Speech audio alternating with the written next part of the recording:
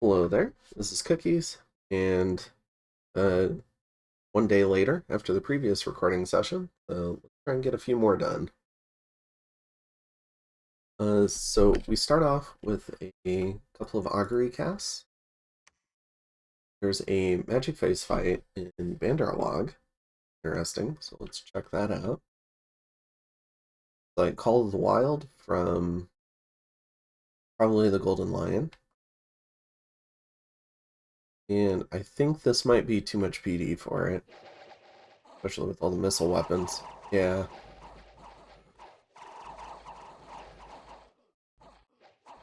Alright. Oh, there's some actual, oh, not much. Scouts. Alright. We do find a magic site in Osiri. Check that out. The Labyrinth of Skulls. So we've started getting a little bit of death in, no, Mineral Cave. Whoops. Yeah, one Earth Gem. We find a magic site in Pulmania, and a Verdant Greenery. It's one nature. I think that's it for this turn. We haven't had great site searching luck this game. Really fishing for just any fire income. And there's a few fights this turn. First up is Panuonia, taking this since it's cut off from Bandar. Got some Hawks coming in.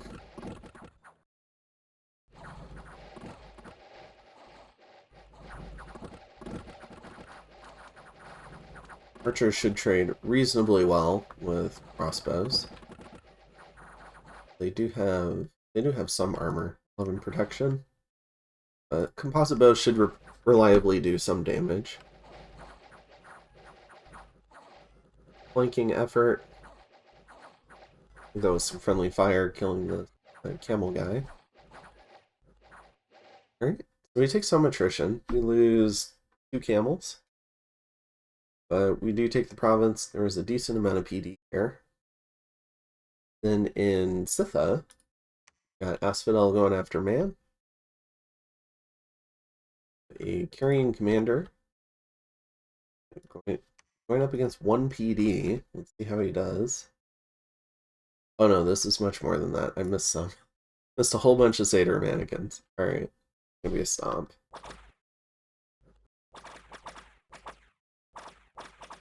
At 200 feet. Yeah, quickly they put normal troops to sleep. In Sylvania, Asphodel storming their old fort that was previously taken by Man.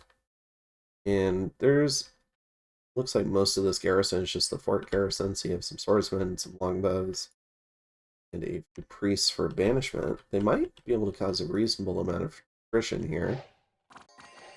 There's no tramplers out in front. These carrion beasts, behemoths, are in the back. The minotaurs are kind of in the back as well. Interesting that these are waiting. I thought tramplers couldn't wade. Maybe they're just getting lucky movement. Yeah, they can't wade. Alright, so it's just kind of lucky movement. So a lot of value from these banishments. And then the longbows as well, while the swordmen bravely give up their lives holding the gate.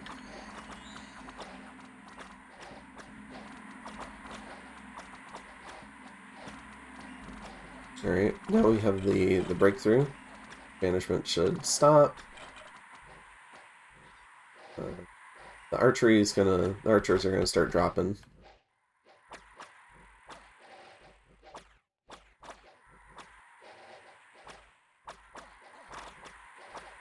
Okay, I think we've seen enough. So they do manage to kill a Dryad Hag. Pretty solid kill, 370 gold. In a number of these different mannequins. Don't think any sacreds were killed. Yeah, so they kill 116 or 115 free spawn, I guess. Man loses a Daughter of Avalon, and these 3 monks who bravely stay to defend rather than sneaking away. Causes a reasonable amount of attrition. And then we have Paul Scott playing Pyrene, storming Jotunheim. Jotunheim played by Snuggles. And it looks like he has a fairly sizable force in here to try and defend his cap with.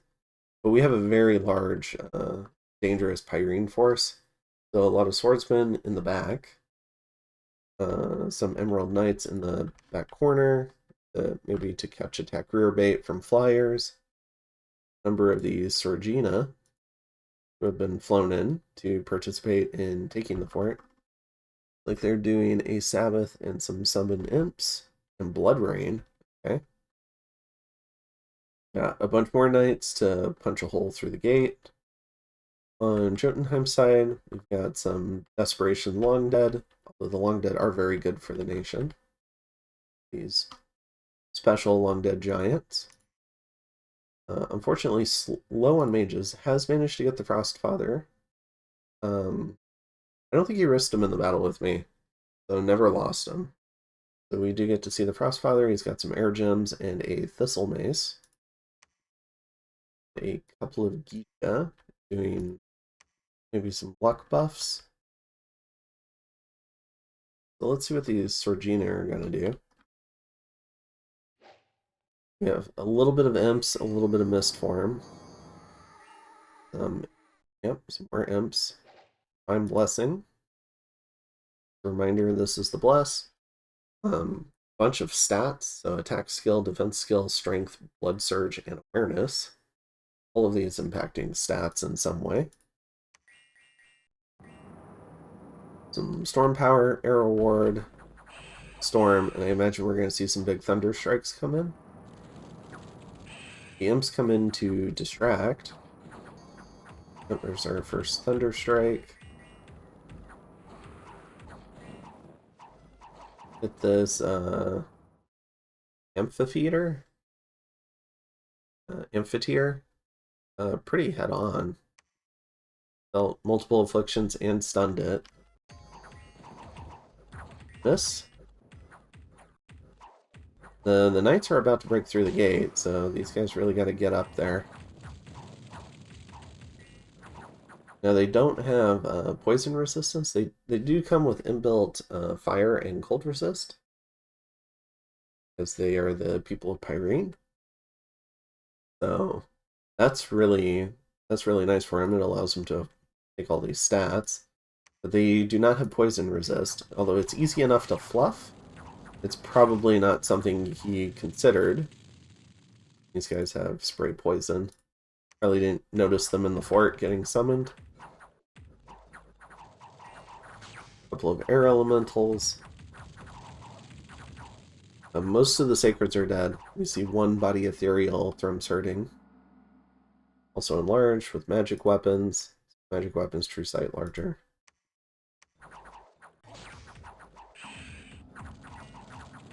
And these long dead work really well with these winged serpents, because they can spray their poison breath is... Oh, I guess it's just 8 poison damage. Okay. Yeah, they can spray their poison breath through the long dead without affecting the long dead. It's pretty convenient. Now, unfortunately for him, a lot of these knights did make it in. If they were holding the gate like this, the defense would be getting a lot more value. Still has a fair number of hurlers, though, chucking rocks down. Although we're starting to get a number of ethereal emerald knights who are going to try and punch through the wall and kill some of these hurlers.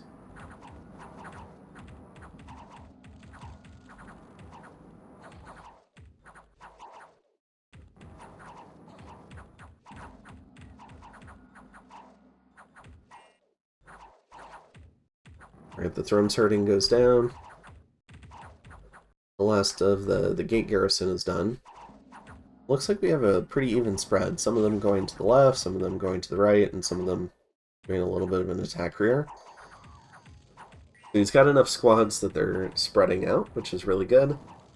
Because you do want to, like, in my view, generally this is your primary target, because if you can route this, then the wall garrison route faster.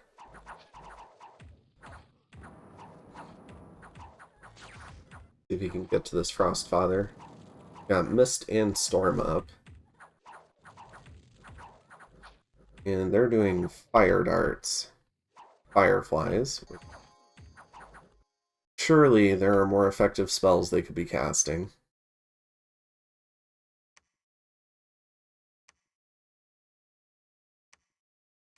For an Air 3.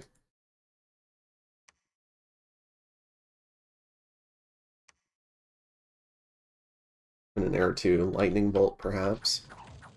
Considering they have a vulnerability to it. But they've chosen Fireflies. I think our suspicion is because these units have a fire resistance, it gets prioritized more. So rather than targeting for damage, it's targeting to minimize friendly fire. I think in this case, I'd rather have lightning bolts.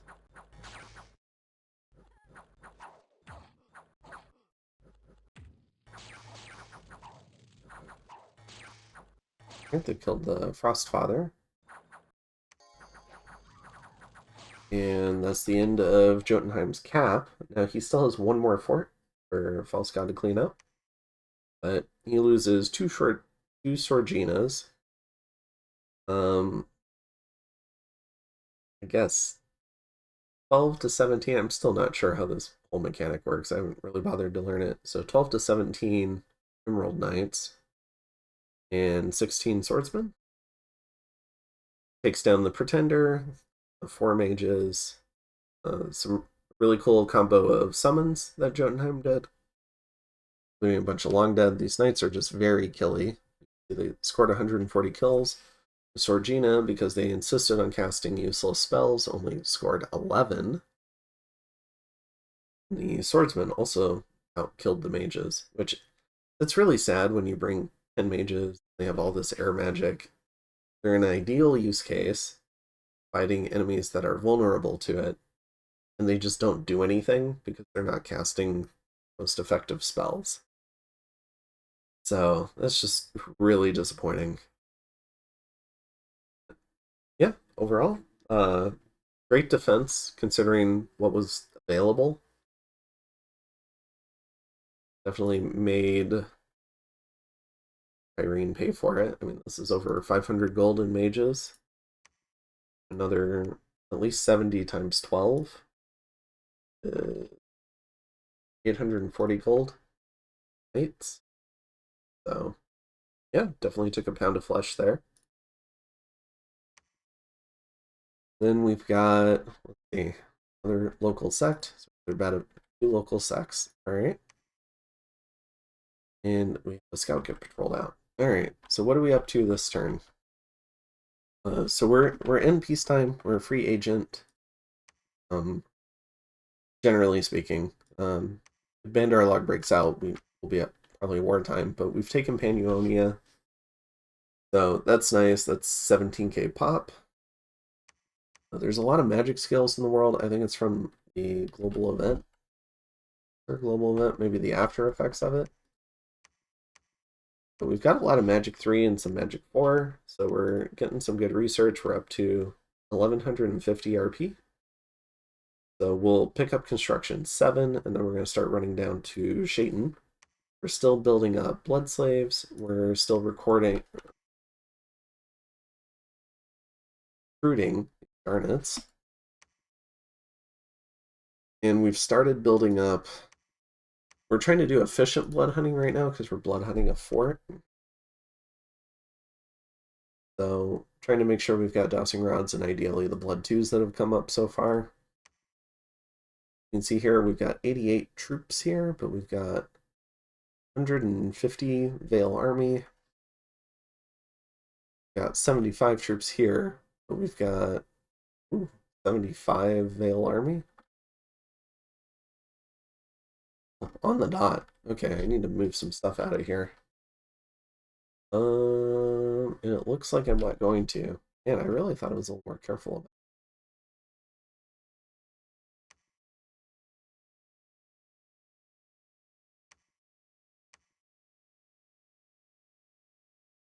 it. Yeah, it looks like we're going to hit it right on the dot, though. But we're also recruiting.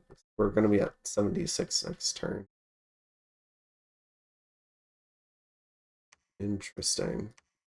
Well, I haven't been nearly as careful as I thought I would be.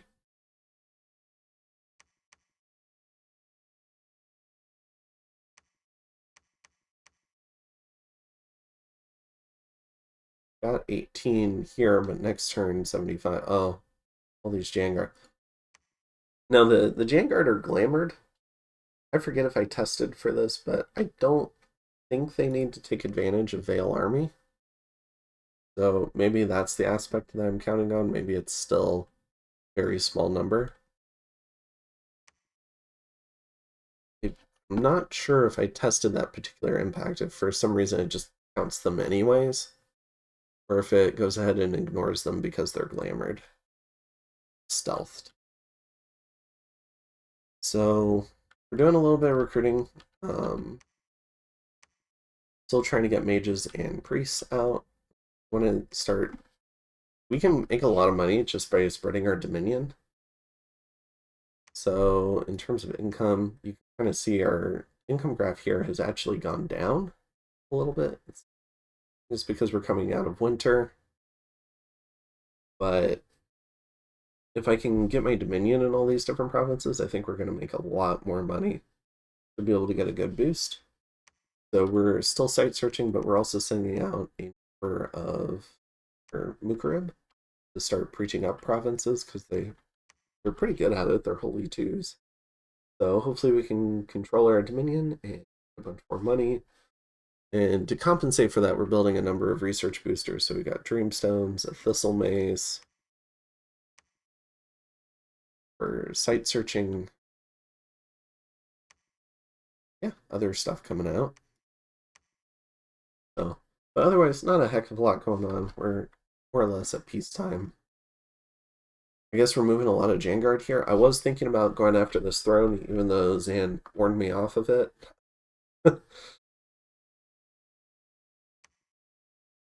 I've got 200 troops coming in here. I think I just want to be deployed in this area anyways.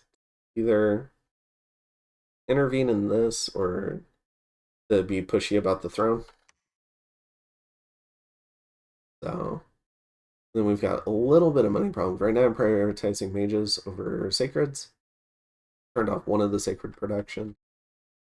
Otherwise, we're doing pretty good. We're only recruiting from some of these labs too.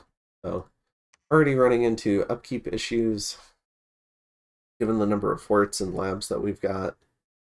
So should be going to war right now, but I'm actually going to enter into kind of like a peaceful scaling period.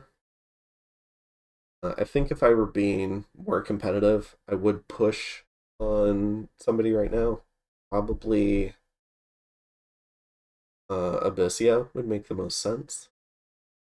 Pushing on them and taking over their land, replacing their bad scales. But like I said, I believe in a previous episode, Ballin's been a bro, so I'm gonna let him play out his 1v kind of like 2v1 or 1v1 with Bandarlog. We'll see how that goes. If we need to intervene there, then we'll intervene there. I believe at this time I was still thinking about it, but I was also kind of delaying. So, but yeah, if I were feeling way more competitive, I would definitely probably go after Abyssea right now. I don't think I'm horribly scared of this army. My sacreds have fire resistance. Got a lot of glamour. He doesn't have a true sight bless. The golden line can get soul slayed. So I think we could deal with this army. Got a lot of things going for us. The camel riders would go on raiding. I probably wouldn't use them in an army combat. But yeah, I think we match up pretty well there.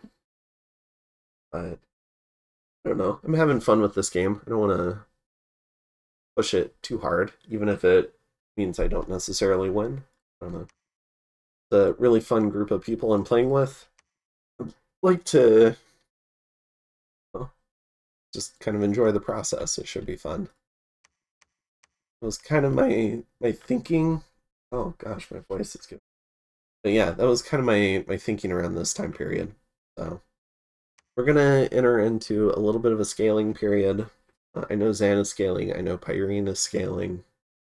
We're gonna work on scaling out our blood economy. We'll move from there. I think that's it for this turn. Go ahead and see you in turn 37. A good one.